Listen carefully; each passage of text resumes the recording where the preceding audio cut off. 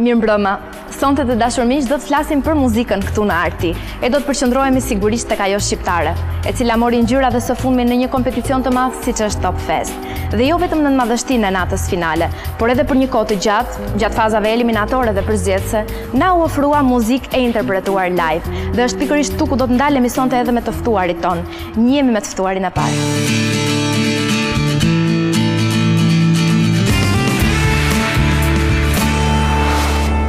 Unë jam Anjeza Shahini. Unë jam Drena Bazi. Isha unë që e përzjodha Drenin. Në fakt Anjeza më zgjodhi mua.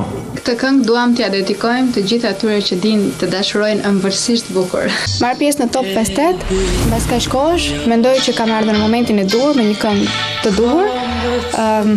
Jo më kot, elementi i vjetshëm live e bëri më interesant. Dhe këtë vit doja ta provoja.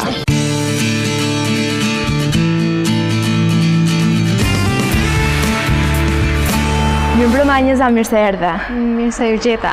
Pas gjithë intervistave dhe daljeve në skenë me Drena Bazin, të kemi sonte në Arti vetëm. Të mungon Dreni? Po, e ndjeva që ka diçka që mungon, madje fillova të mësohesha nga fundi dhe me gjithë bandën. Ndërkohë si ndjehesh pas Top Festit, ku u vlerësove dhe kënga jote u vlerësua me interpretimin më të mirë, çmim ky dhënë nga Digital. Faktikisht jam blerë shumë mirë sepse kam marrë shumë urime të mira dhe kjo më bëri që të ndjem edhe më mirë. Pavarësisht se lodhjes dhe pavarësisht faktit që këto ditë kanë qenë ekranet, mediat, pak presioni i tyre, por që faktikisht është një moment që gjithmonë e shijojmë mbas një kompeticioni. Po patjetër, padyshim. Ndërkohë, në këto momente ne do të ndjekim këngën e konkurruese të Top Fest, Anjeza Shahini dhe Drena Bazit, ti dhe unë, dhe do të kthehemi sërish me Anjezën në studio për të vazhduar bisedën.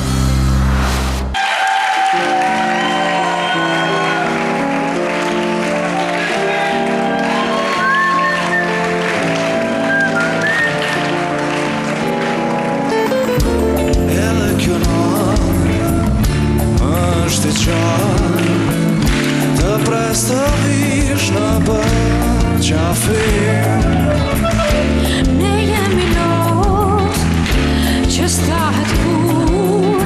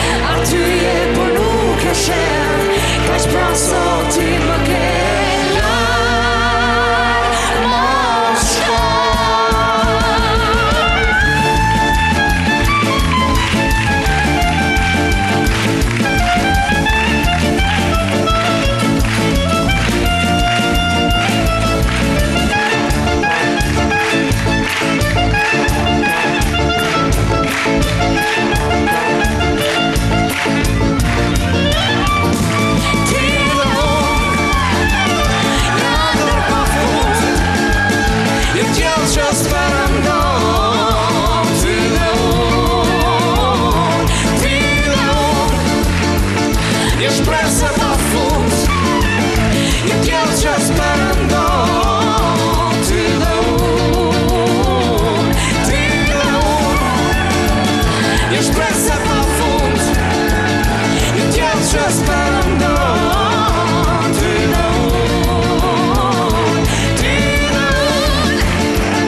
një tjellë pa fund, një tjellë që s'përëndon, ty dhe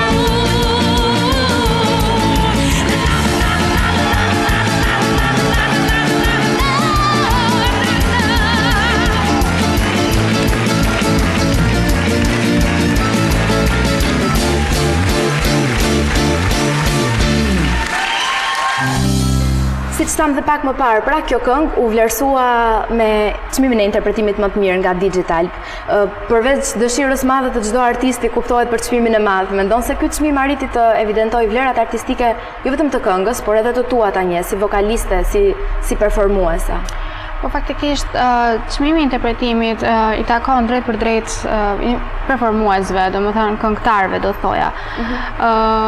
Sigurisht që kjo evidenton një vlerë të madhe dhe për neve është një kënaqësi shumë e madhe që marrim një çmim të tillë, sepse është një gjë shumë e bukur, është një vlerësim që bëhet direkt për neve dhe në një farë mënyrë të gjitha ato çfarë ti ke performuar, të gjitha ato çfarë ti ke dhënë në skenë, se interpretimi ka të bëjë vokalisht mbi të gjitha se çfarë interpreton, atëherë është një vlerësim që bëhet drejt për drejt me ne. Por sigurisht që për sa i përket këngës e gjitha, unë do ta vlerësoja një çmim interpretimi këtë që ka ardhur si pasojë e gjitha se këngë të bukur, sepse duke qenë një këngë e bukur, duke qenë një këngë e dashur, dhe kur e ndjen dhe që është e jotja, atëherë ti arrin ta performosh dhe ta interpretosh ashtu siç duhet. Po bashkëpunimi me Zigzag Orkestra dhe Drena Bazën, sa të ndihmoi në gjithë këtë? Më ka ndihmuar jashtëzakonisht shumë, sepse sigurisht do kisha menduar një këngë tjetër nëse do t'isha vetëm, ose do të përshtatesha bashkë me një kompozitor për të bërë një këngë të bukur, por kjo ishte diçka që më ka ndihmuar shumë sepse bashkëpunimi vetë me grupin i cili ka realisht këtë stil që kishim bashkë në Top Fest ti dhe unë, është i njëjti stil të cilin ata përdorin dhe ata kanë të tyren, është i përfaqëson Zigzag Orkestra. Kështu që kjo e para është një ndihmë e madhe për stilin që unë kam sjell këtë herë, por edhe vetë fakti i profesionalitetit të çunave mbi të gjitha të Drenit, i cili është një djalë shumë i talentuar dhe që ka krijuar një muzikë shumë të sinqertë, do të thoja, në të dhe kjo e bëri më të lehtë punën tonë. Ai menaxhoi të gjithë, pastaj bandën e të tjerë, gjishëm unë pothuajse rija jashtë kësaj pjesa. Ngelemi te kënga. Kënga juaj sigurisht është vlerësuar për melodi të veçantë, ritëm larg komercializmit. Mendon se do të ngeli gjatë në mendjen e publikut? Pikërisht kjo ka qenë arsyeja pse ne krijuam një këngë të tillë. Është në një farë mënyrë le të themi është ajo çfarë unë në përgjithësi dëshiroj të sjell për publikun, këngë të cilat duhet të mbeten gjatë. Diku mund të kem qelluar, diku jo, por që në pjesën më të madhe është ajo çfarë unë preferoj, që kënga ime të dëgjohet gjatë edhe mbas kompeticioneve, edhe mbasi unë i publikoj ato. Vetëm aty shihet vlera një këngë dhe kënga jonë është faktikisht e tillë, ka një profesionalitet edhe muzika është e krijuar, është origjinale, gjë që të bën, ka një melodi e cila detyrimisht do të mbetet në mendje, mendoj, tek njerëzit. Është gjë që për cilën jam shumë e lumtur nga gjithë ky bashkëpunim. Për ty si këngëtare e cila i ke dhënë disa herë provat të kënduarit live, duke nisur që nga ethet e të premtes deri në Eurovision, e cilëson dot këtë Top Fest si rikthim i muzikës live në Shqipëri? Është e mrekullueshme, do të thoja unë. Pjesa e live-it unë e kam ndier vjet, kur për herë të parë Top Festi risolli live-in në skenë, dhe pse bëhet në për festivalet të tjera, nuk është kurse si kaq fort, duke qenë se dhe orkestra bën një pjesë shumë të madhe të bukurës së live-it. Dhe kështu që kjo ishte madje ajo çfarë më intrigoi dhe më tepër që të isha pjesë e këtij festivali. Është një emocion absolutisht tjetër, është shumë i bukur, është edhe për ata të cilët performojnë, edhe për ata që organizojnë, është edhe më përgjegjësi e madhe por që e bën më të bukur, po edhe për publikun besoj se e merr direkt emocionin dhe shumë e bukur. Ngelemi te emocioni. Të kënduarit në playback, në fakt, kam përshtypjen se nuk e transmetojnë atë emocion të kënduarit live. Të kënduarit playback mua shpesh më bën të ndihem shumë keq, sepse le të themi që është përdoret në gjithë botën, këndojnë playback, ka raste emisione, studio, siç edhe këtu detyrimisht do të bëhet, sepse nuk mund të realizohet gjithkund live. Megjithatë, është një gjë që unë edhe besoj shumë artistë e kanë të vështirë që të performojnë. Është pak a shumë një gënjeshtër me veten së pari dhe unë më ndodh që gjithmonë edhe kur këndoj playback të këndoj të çirrem edhe gjatë kohës që të tjerët nuk e dëgjojnë as pak, por që nuk të jep emocionin kurse si të asaj që ti bën live. Megjithatë, duke përmendur këto vështirësi që sapo the edhe ti të kënduarit live, shumë artistë tjerë preferojnë live-in, pas ka këtyre vështirësive pra. Apo nuk ndodh kështu? Mendoj që gjithkush që ka besim tek ajo çfarë di t'i japi, nuk ka pse ta ketë frikë, absolutisht. Nuk do të marrim këtu parasysh as pak ato pseudo artistë të cilët nuk e duan live-in dhe që e bëjnë playback-un sepse njohin vetëm studion. Këta janë shumë të pakët besoj dhe jam e bindur që ata vetë shpesh përpiqen edhe mundohen që të arrijnë atë që bëjnë në studio ta sjellin dhe në skenë live. Do të ndjekim ndërkohë një kolegen tënde e cila ka dalë dhe nga i njëjti edicion, i njëjti kompeticion jetëve të së kompeticion premtes. që duhet thënë që nuk po i lëm bas artistët e artistët që e ka vërtetuar koha këtë gjë. Është Teuta Kurti që do ta ndjekim në rubrikën One Shot dhe do të kthehemi sërish me këngëtaren tona Njeza Shahini.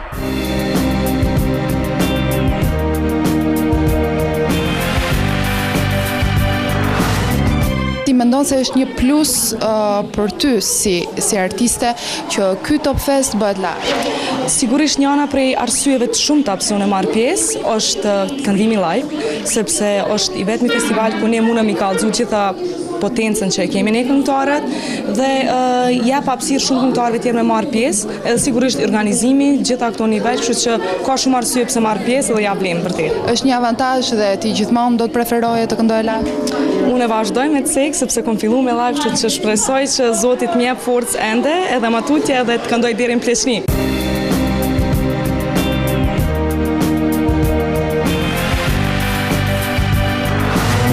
Edhe me këtë koment të kolegës tuaj Teuta Kurti, minutat të kësaj pjese të parë me intervistën së bashku i ka ardhur fundit, por ne do të takohemi sërish për pak minuta për të vazhduar bisedën bashkë me të ftuarit e tjerë që do të vinë këtu në studion e Arti. Nuk ikim kollaj, Jo, nuk ikim kollaj, do vazhdojmë akoma të diskutojmë për muzikën dhe megjithatë për muzikën e vërtet live. Pa humbur kohë, nisim më njëherë me prezantimin e të ftuarit të dytë.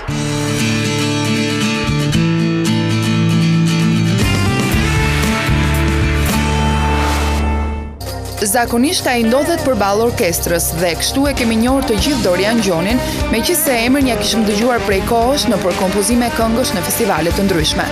Performancat muzikore me orkestrën e Top Channel që ai ka sjellë në produksionet televizive nuk kanë kaluar pa u vënë re nga publiku.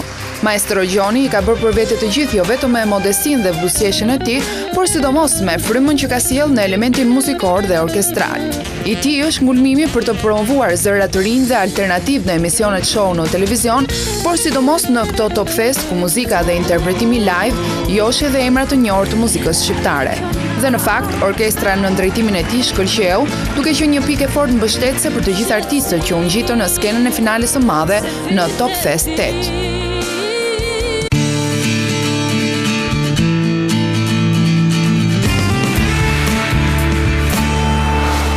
Mirëmbrëma Dori, mirë se erdhe në Arti. Mirëmbrëma, mirë se u gjeta. Shpresoj ta kesh marrë veten pas atij impenjimi aq intens të Top Fest. Kam fjetur 2 ditë gjumë dhe tani jam gati për punët e radhës. Je gati t'ja nisësh nga fillimi dhe njëherë gjithë asaj pune kolosale. Më duhet pak kohë të mendojmë për kaq shumë punë, po për punë tjera më thjeshta patjetër. Janë këngëtarët ato që mbretërojnë në skenë, po natyrisht nuk mund t'ja dalin pa mbështetjen e asaj orkestre të jashtëzakonshme të Top Fest që është në drejtimin tënd. Fatikisht ky është edhe thelbi i ndryshimit të ri që ne kemi bërë në Top Fest, që nga edicioni 7, futja orkestrës live, neve na solli një sukses të cilin me të vërtet ne e vlerësuam si diçka që duhet vazhdojmë në të ardhmen e Top Festit. Ky ndryshim i suksesshëm ka ndikuar edhe te vetë artistët. Vetë artistët janë shumë të kënaqur të marrin pjesë në një edicion ku vlerat e tyre ata mund të shfaqin në mënyrë transparente dhe kështu në një farë mënyre janë edhe më të qetë përpara gjykimit, publikut, të jurisë. Dhe kjo e bën më transparent të gjithë kompeticionin. Do të ndalemi në këtë moment tek një material i shkurtër të natës finale të Top Festit dhe do të rikthehemi për të vazhduar bisedën tonë me të ftuarin e dy Dorian Gjoni.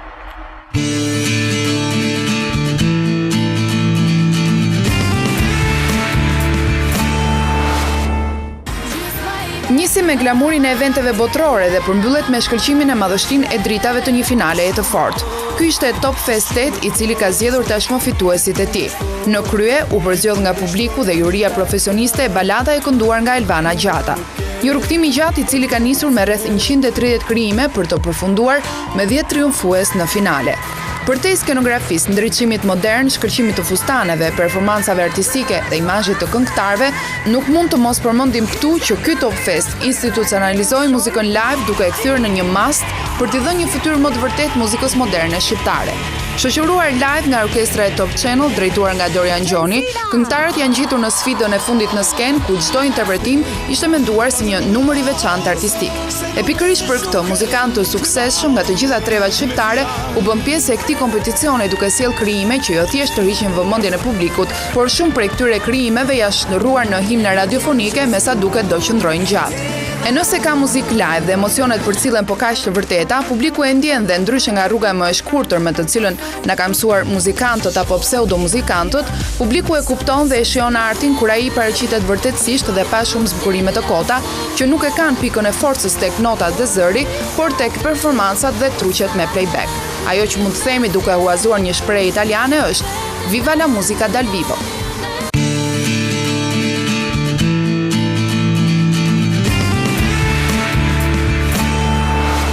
E pra një punë disa mujore që mbyllet me një natë çmimesh, po kam përshtypjen se përtej kësaj nate gala, lëm për të përmendur dhe fakti që këngët do të mbeten për një kohë të gjatë në memorien e publikut. Është veçanti e këtij kompeticioni, ose le të themi këtij eventi muzikor, duke e prezantuar veten në një format shumë të pëlqyer nga publiku. Ne japim një mundësi këngëve që transmetohen në kohë relativisht të gjatë. Po thuaj se ato zënë një stin të vitit. Në 3 muaj ato janë në një maraton të jashtëzakonshme, shumë media paralele të Top Medias, duke nisur nga My Music, Top Albania Radio, e televizionet dhe radio të tjera paralele në këtë kompani, bëjnë një lançim të jashtëzakonshëm për materialet për këngët. Kjo është pjesa kryesore ku ne mbështetemi, pasi këngët bëhen më shpejt të dashura nga publiku dhe me siguri, mbasi ky event përfundon, publiku i ka ato në mendje dhe i shijon aq më tepër në sezonin e verës, që është sezoni ku muzika është më shumë me konsumueshme, na shoqëron më tepër. Ndërkohë, pse vendosët dhe ngulmuat që në fazat e para, që në fillim, artistët mos duronin thjesht show, po të këndonin live që në fazat përzgjedhëse? Vetë formati ka nevojë që gjatë rrugës neve të bëjmë përzgjedhjet. Duke qenë se në Top Fest konkurrojnë rreth 130 artistë, dhe në natën finale do të kishim vetëm një numër shumë të vogël, rreth 15 artistë, atëherë do të na duhej që përzgjedhjen e personazheve që do të kualifikohen për çmimet e këtij eventi do duhet t'i ndanin në për faza të ndryshme.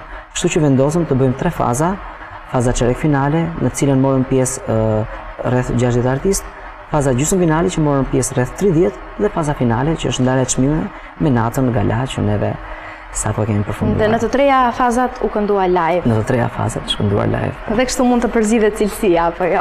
Patjetër, ky është pjesa kryesore që neve duam të bëjmë transparencë në kompeticion, por mund të them pjesën që publiku merr nëpërmjet kënduarit live, nëpërmjet shoqërimit të orkestrës live, përcillet një emocion jashtëzakonshëm dhe këngët marrin vlerë tjetër ndryshe nga produksionet që janë nëpër studio.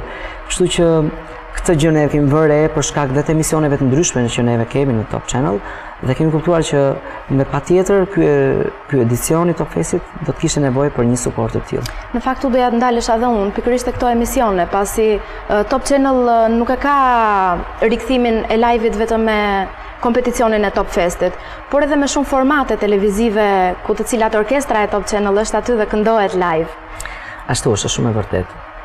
Kjo ka qenë edhe arsyeja kryesore që ne na solli në Top Fest 7 me versionin live me orkestër.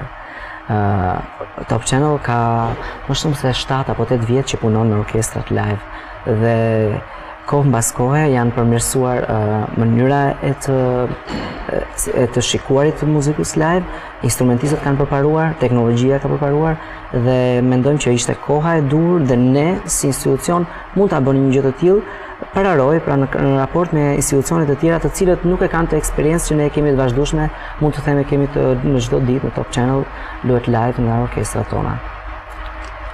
Ndërkohë ju personalisht keni ndonjë sy kritik për muzikën se si bëhet në Shqipëri? Patjetër, muzika shqiptare ka shumë vende për kritika. Arsyeja kryesore është mentaliteti dhe kushtet në cilat ne jetojmë. Ne jetojmë në një shoqëri e cila me keqare mund të them është akoma mbrapa shoqërive fqinje që ne kemi. Dhe por ndërkohë neve të gjithë aderojmë ose synojmë të jemi paralel me mënyrën se si shoqëritë fqinj përsëri prap Ballkanësit apo Europa apo vendet e tjera ecin në fushën e artit. Në Shqipëri varfëria është shumë e madhe si financiare, ashtu edhe intelektuale. Shkollimi, informacioni është në mungesë të jashtëzakonshme. Shumë gjëra janë në mënyrë autodidakte. Vetë artistët kanë shumë pak spunto për të prodhuar, për të sakrifikuar për muzikën, sepse terreni këtu është jashtëzakonisht i vështirë. Dhe ata që bëjnë sforco për të marrë pjesë në edicione konkurrimi apo prodhojnë video apo që merren me art në përgjithësi, kalojnë në sfida të jashtëzakonshme. Për këtë arsye, nga ky këndvështrim dihet që do të ketë shumë mangësi në artin aktual që ne jemi. Mendoj, duke parë artistët nga ky këndvështrim, unë i vlerësoj shumë ata që marrin të tilla sakrifica përsipër, duke thyer këta zinxhir ose këto barriera të jashtëzakonshme, të cilat janë pjesë e sistemit shoqëror që ne kemi dhe kanë thyer gjithë këto barriera duke ardhur, duke sjellur art. Por në të njëjtën kohë justifikoj mos nivelin e tyre dhe mos mundësitë për të arritur një nivel më të lartë për shkak se pengesa nuk janë vetë ata apo pasioni apo dëshira tyre, por janë kushtet e tjera në të cilat është Shqipëria sot. Mirë, jo vetëm në kompeticione, festivale apo emisione të ndryshme preferohet live, por edhe në jetën e natës. Është i preferuar. Mendon se një këngëtar i cili ja del të këndoj live ka më tepër jetëgjatësi në karrierën e tij se sa këngëtarët që ofrojnë thjesht klipe të bukura? Në raport me jetën e natës, mund të them që ajo ka një tjetër adrenalin, ka një tjetër emocion, artisti është del përsëri me publikun dhe komunikimi mes tyre është shumë i afërt, sepse artisti këndon atë që do publiku dhe publiku shkon tek ai artist që i pëlqen muzika që dëgjoj. Ndryshe nga kompeticionet, janë detyruar publiku dhe artistët të prezantojnë veten e tyre në mënyrë të shkëputur nga njëri tjetri dhe mundohen të afrohen. Sa i përket artistëve që këndojnë live, a mund të kenë një gjatësi në karrierën e tyre? Mund të them që kjo duhet të funksionojë kështu. A funksionon në Shqipëri? Unë them akoma nuk funksionon. Në Shqipëri, artistët të cilët kanë aktualisht zotrojnë frekuencë më të madhe transmetimi mediatik, jo domosdoshmërisht janë artistët të cilët këndojnë live dhe përveç kësaj nuk është vetëm pjesa e kënduarit live, por artistët të cilët janë të formuar. Pra, jo domosdoshmërisht në aktualitetin ton është kjo formë. Mendoj që një gjë e tillë mund të ndodhë, por do duhet shumë kohë sepse produksionet që transmetohen nëpër televizione dhe në mediat elektronike nuk e bëjnë të kontroll të kënduarit live dhe në studiot e sotme ku teknologjia ka arritur në nivel shumë të lartë mund të këndojë kushdo dhe mjafton një producent i mirë, i shkathët, i zgjuar dhe ai sjell produkte të cilat tërheqin shikuesin. Duhet theksoj që sot muzika nuk është vetëm audio, ashtu sikur se para 30 vitesh, por sot muzika ka filluar përqindjen më të madhe ta ketë në video. Pra një shikues apo një dëgjues në tërësinë e vet tani nuk mund të themi që dëgjon muzikë, por ai shikon muzikë dhe dëgjon. Dhe për këtë arsye, për shkak të teknologjisë sot, mendoj që ka një firo më të madhe te kjo pjesë ku juve folet, te të kënduarit live, është kjo një garanci për një gjatësi në tregun muzikor. Është me pikë pyetje. Ndërkohë, autorja Jon Miratuci ka intervistuar këngëtarin Elton Deda, i cili ishte edhe kryetari i jurisë së Top Festit. E ndjekim në one shot.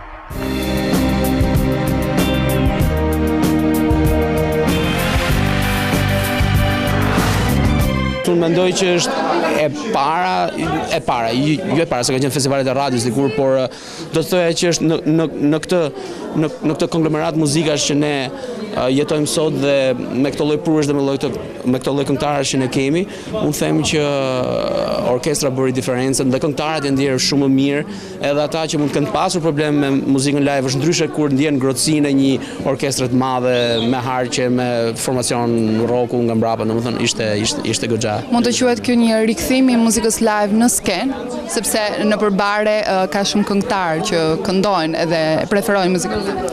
Absolutisht, do thoja plotësisht jam dakord me juve, do thoja që ky është vërtet një tentativë shumë serioze, po shumë serioze, për të rikthyer muzikën live në të gjithë komponentët e saj, sepse nuk është vetëm një këngëtar që këndon live dhe mbaroi puna, po është dhe një staf i madh i gjerë, inxhinierësh, teknikësh, muzikantësh të mirë që e çojnë përpara të gjithë si grup, e çojnë përpara këtë punë. Ne dikur ashtu kemi kënduar, ashtu i kemi pasur ato kushtet tona. Pastaj superpozimi prishi gjithçka, nxori vlera, antivlera, zhyti disa, ngriti disa, por kjo përpjekje që bëri Top Channel në këtë aktivitet është krejtësisht serioze, shumë për të vlerësuar dhe unë jam kënaqur, kam vlerësuar jashtëmadse. Besoj se edhe ju jeni dakord me këngëtarin Elton Deda, apo jo? Si e komentoni mendimin e tij? Më pëlqen shumë që Toni është në gjendje të perceptojë. E si që thash më para, jetojmë në një shoqëri ku neve kemi ende dyshime në mendimet tona, në mënyrën e të trajtuarit të çështjeve madhore, dhe në rastin konkret për fushën artistike të trajtuarit të muzikës live. Toni si një artist me karrierë të gjatë dhe të sprovuar, është në gjendje të bëjë një analizë të tillë, të drejtë. Dhe unë mendoj që ky hap, të cilin e ka marrë Top Media, dhe për mua duhet bëjtu një presje, është fat që unë jam pjesë e kësaj kompanie, por kjo nuk e lidh me veten suksesin, por e lidh me kompaninë që ka marrë përsipër një risk të tillë, duke bërë një investim gjigant, duke marrë dhe riskun e madh dhe sfidën përpara opinionit publik për të sjellë muzikën live në orkestër të madhe. Është një hap jashtëzakonshëm i cili në mënyrë kategorike të sigurt do të sjellë ndryshim në të ardhmen e muzikës shqiptare. Falenderojmë për këtë pjesë të parë të bisedës, por do të rishihemi pas pak me të ftuarit e tjerë për të vazhduar diskutimet rreth muzikës. Pa humbur kohë, njihemi me të ftuarin më saktë të ftuarën e tretë.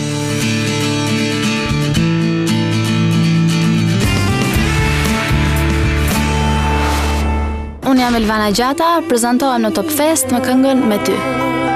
Marr pjesë në Top Fest 8 sepse ndihem gati. Në muzikë më frymëzon gjithçka që ka të bëjë me të bukurën.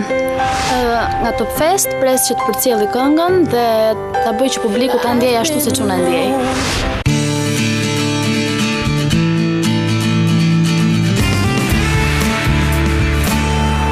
E pra si që kuptuat, e ftuara jon e tretë dhe e fundit është dhe triumfuesja e edicionit të 8 të Top Fest, këngëtarja Elvana Gjata.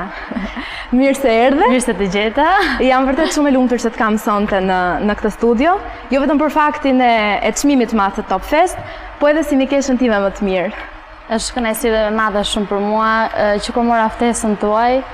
E dija që do ishte një eksperiencë shumë interesante dhe një emocion shumë i fortë. Të isha në një mision bashkë me ty, edhe të isha në një mision të tillë ku starti jot është vërtet mbretërenës dhe për këtë të përgëzoj kështu live. Elvan, si e përjetove fitoren e Top Fest dhe kujt ja dedikon çmimin? Të them drejtën, kam përjetuar emocione shumë të forta. Ky është çmimi im i parë. E ndjer shumë e gëzuar, shumë e lumtur. Sigurisht më duhet falenderoj publikun për mbështetjen që më ka dhënë, sepse ishte ai që bëri të mundur që unë ta fitoja këtë çmim. Nuk dua të lë pa përmendur që këtë fitore të madhe ja dedikoj të gjithëve atyre që më kanë mbështetur, të gjithëve, mbi të gjitha Florit për muzikën e tij, sepse ne kemi qenë një skuadër dhe jemi ende një skuadër që kemi fituar në këtë lojë, në këtë kompeticion. Kështu që jam shumë e lumtur që më dha rasti sërish t'i falenderoj për kontributin që kanë dhënë në fitoren time. 2 klipe të bukura, 2 klipe të goditura, jo vetëm pjesëmarrja në Top Fest, po edhe çmimi i madh. Kam, besoj se ky quhet sezoni i Elvanës. Po, mund të quhet sezoni im, pasi është punuar vërtet për këtë pikë, për të ardhur në këtë pikë. Ka pasur evente edhe të tjera, përveç 2 videoklipit fundit që ka dalë dhe pjesëmarrjes në Top Fest. Ka qenë dhe pjesëmarrja në Ballkanika Festival që u realizoa në Sofje. Ka qenë një eksperiencë shumë e vlefshme dhe ajo për mua. Edhe është një nga ato eksperiencat që vërtet vlen për të përmendur dhe mbahet mend të mirë. Kështu që përveç këtyre gjërave që kanë pasur këto kohë, do të ketë sigurisht edhe më shumë, sepse të shtyn gjitha këto gjërat kur vinë, realizohen mirë, të shtyn të punosh edhe më shumë. Kështu që do të jetë një periudhë, mendoj, goxha e zënë. Jam e sigurt që gjithë ato që po na ndjekin mezi presin të dëgjojnë edhe një herë dhe të shijojnë këngën fituese të Elvanës në Top Fest me ty.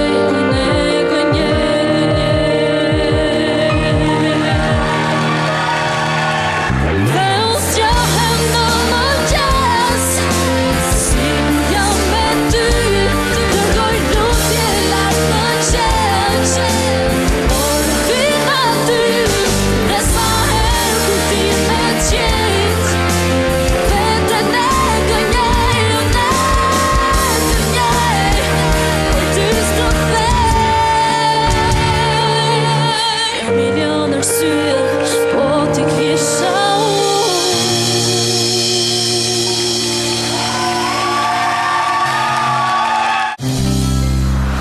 Kënga me ty është një këngë që fitoi më njëherë simpatinë e publikut. Çfarë mendon se e bëri të mundur këtë? Është muzika, ritmi, teksti apo se e këndon ti? Mendoj që arsye kryesore është se e këndoj unë. Bëj shaka. Mendoj që të gjitha komponentët e këngës janë shumë të rëndësishëm që e bën këngën shumë të pëlqyer nga publiku. Pa diskutim është muzika, është teksti dhe interpretimi im që më janë ndërthurur shumë natyrshëm dhe e bën këtë këngë vërtet shumë pranë publikut. Kjo është dhe qëllimi jonë mbi të gjitha, për ta bërë këngën sa më të prekshme për publikun. Ndërkohë ajo ka dhe një histori të dhimbshme, apo jo? Mendon se dhe kjo ka goditur tek spektatori? Meqense teksti i saj flet për njerëz të cilët nuk jetojnë më. Po, është e vërtet. Dhe mbase gjithë secili mund ta gjejë veten për njerëz të humbur, apo jo? Sigurisht. Edhe Flori, i cili ka qenë sërish ai që e ka shkruar tekstin, e ka pasur dhe ai një histori të tillë, kështu që kjo e bën dhe më të vërtet tekstin, kështu që edhe ai gjithsecili që dëgjon këtë këngë e përjeton edhe më shumë pasi mund ta gjej veten. Mendoj që kjo e bën edhe më të ndjerë këtë këngë më pranë gjithsecilit. Kalojmë pak te nata finale, ku ishit shumë emocionuar. Si mendon se si ndikojnë emocionet tek një këngëtar që ngjitet në atë skenë dhe këndon live? E ndihmojnë apo i krijojnë vështirësi? Kjo në fakt është në varësi të artistit. Mua në fakt emocionet se më kujtohet edhe një frazë tani që e kam përmendur edhe një herë tek edhe të së premtes. Mua shpesh herë emocionet i kam kaq të forta sa që shpesh herë i kam pak të vështira të përballoj në skenë, sepse ngjitem me një emocion shumë të madh, me një dëshirë për të bërë njësh me publikun, me një dëshirë që çdo notë që këndoj, çdo tingull që nxjerr ta prek dhe ta emocionoj gjithë secilin prej publikut që është në sallë. Kështu që është një presion, nëse mund ta quaj, shumë i madh tek unë, që lufton me veten për të marrë atë emocionin e fortë që kam brenda dhe për ta nxjerrë. Për ta nxjerrë, mendoj mirë. Po krahasuar me eksperiencat e tjera të mëparshme ku ke kënduar live, çfarë mund na thuash për këtë herë, duke u koordinuar me një orkestër të tillë, para një publiku të tillë? Për këtë herë, të drejtën kam shumë për të folur, kam edhe flas me kënaqësi, sepse eksperienca në Top Fest me orkestrën e Top Channel live ka qenë shumë e mirë për mua. Është një orkestër aq profesionale sa që unë mendoj që çdo tingull që ata luajnë krijojnë standarde të reja. Edhe kjo gjë është vërtet për të vlerësuar dhe unë e vlerësoj shumë. Ka qenë një eksperiencë mrekullueshme, jam ndier shumë mirë. Ndonë sa ajo është këtu mbas meje, përfitoj nga rasti ta falenderoj Dorin, do kemi mundësinë të jemi pranë Dorian Gjonin për mbështetjen që në këtë pikë i ka dhënë artistëve në mënyrë shumë të mirë. Të gjithë artistëve i ka bërë të ndihen shumë mirë, të paktën mua pjesën e live-it më kam bërë të ndihem shumë komode. Kështu që të paktën unë eksperiencën me live nuk është se e kam shumë të madhe, nuk është se kam pasur shumë mundësi të këndoj live nëpër evente apo kompeticione që janë realizuar. Në fakt kjo ishte edhe një arsyet kryesore që më shtiu që unë të merrja pjesë në Top Fest. Dhe falenderoj shumë për gjithë stafin në të rrësi të orkestrës së Top Channel që kontributin që japin për ta bërë më të thjeshtë performancën live të një artisti. Erdhi momenti i rubrikës One Shot, ku do të ndjekim një person me cilin ti ke bashkëpunuar jo vetëm për këngën fituese, por ke një kohë gjatë që bashkëpunon. Ai është kompozitori. Ky do të Flori me siguri.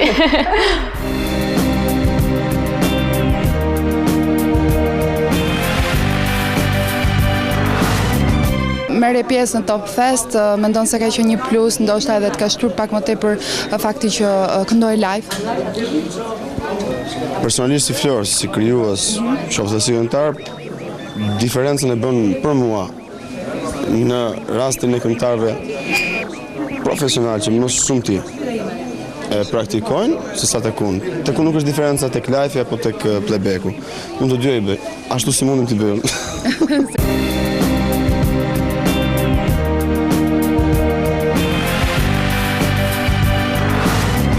Në fakt, Flori ka dedikuar edhe një këngë të kënduarit me playback. Po, është vërtet. Ti mendon se vlerësohet më tepër një artist i cili këndon live? Fatmirësisht edhe publiku shqiptar ka filluar të ndërgjerësohet më shumë në këtë pikë. Edhe pikërisht për këtë mendoj që festivali Top Fest nga viti në vit ka një shikueshmëri më të lartë. Sepse publiku jonë shqiptar ka filluar të kuptojë që vërtet është shumë e rëndësishme për një këngëtar, për një artist të këndoj live. Sepse karakteristika kryesore një këngëtari është zëri. Sigurisht që në kohët e sotme që jetojmë pjesa vizive ka një rëndësi shumë të veçantë, po që sigurisht kryesore mbetet vokali. Edhe unë mendoj që kjo gjë ka filluar të vihet shumë në duke, fatmirësisht. Do ta ndërpresim këtu këtë pjesë të parë të bisedës për të vazhduar më pas vazhdojmë diskutimet rreth muzikës, pra me dy të ftuarit që na presin, dhe do të shkëputemi vetëm për pak minuta publicitet.